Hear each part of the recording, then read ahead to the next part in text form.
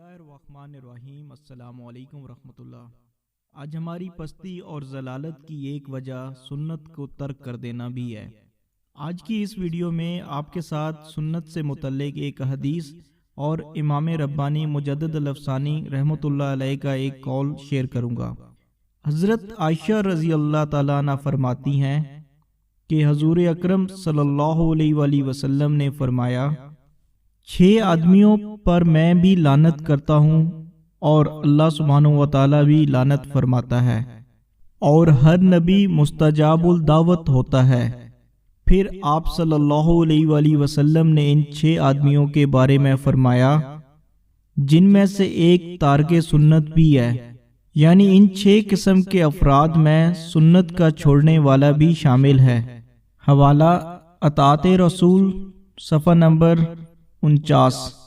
امام ربانی حضرت مجدد الافسانی رحمۃ اللہ علیہ فرماتے ہیں کہ تمام سنن خداوند عالم کے پسند فرمودہ ہیں، اور جو چیزیں خلاف سنت ہیں وہ شیطان کی پسند کردہ ہیں۔ مکتوبات جلد نمبر 1 صفحہ نمبر 255۔